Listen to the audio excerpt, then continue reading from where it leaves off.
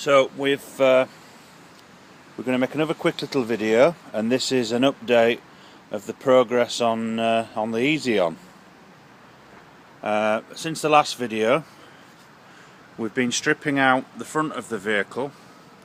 I'll walk around and explain where we're at with the stripping. So we've now removed just about everything that's going to be coming off the front end has now been removed.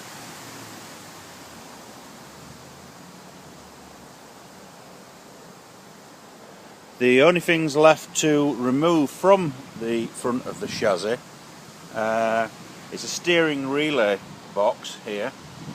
We've got all the nuts and bolts out, but it's very seized in, so we're going to have to try and get some kind of a puller on that. And we've got the pin still left in for the pedals, and the remnants of the master cylinder, which we're having trouble getting the last bolt out, or nut off should I say. Everything's been freed off that can be. So we've got these adjuster stops, they've all been freed off, they're all working again. We've got one bolt that was sheared off, not by ourselves, it was something that was historically sheared off. And that's that. So if we have a quick walk around, we can see that here you can see the outline of where the cross member was that held the petrol tank. So we've got a new one going in there. Here you can see where the chassis was plated when the two halves of the vehicle was joined together. We've got the other cross member here for the tank. You can see that the chassis leg on the driver's side has lost the bottom section completely, and same with its cross members. We're going to hope to sort of rebuild these and maybe start that on our next video. So I'm sort of showing you the worst bits. Here we go. Okay, now we get on to the good bits. The passenger side is very good indeed, but one thing that we've been looking at a lot of is colours. So originally it started off as being the factory green, and then it seems to have had this lighter blue colour. Then it's had a burgundy, then it's had a dark green on top, so all sorts of different colours.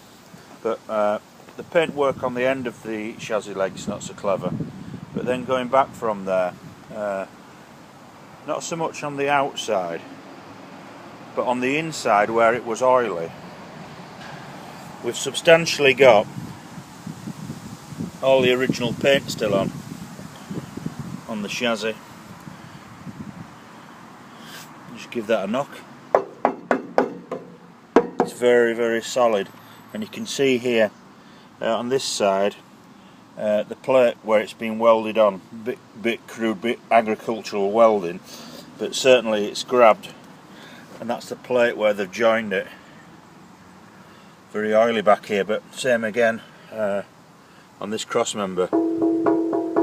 It's got a lovely ring to it, absolutely solid. Okay, so this shape here is where the original rear tub was cut to slot into place. So that's like receives the trimmed rear tub. So we're going to be getting this sandblasted so that it'll accept the seat tub back in again. You can see how corrosion is set up between the aluminium and the steel. So what's left? The next phase is we've got the wiring loom stripped to there. So the wiring loom is going to come out, and the junction boxes and the remnants of the rear lights are coming out. We'll put them in a box. We've been undoing hydraulic pipes, brake pipes, so they're to come off still. Then I think I'm going to tackle taking off the two rams. I'm going to see if I can send them in and get them checked to see if they need overhauling. Not quite sure. I think we're looking at this pin here, and on the inside we've got a big rusty nut there, same at the other side, and then we've got something similar here. We might have to remove this this plate to get to the other side of that. Then we're going to pull the springs off on this sub-assembly and the wheel arches, so that we're left with just the steel skeleton. Thank you very much for looking.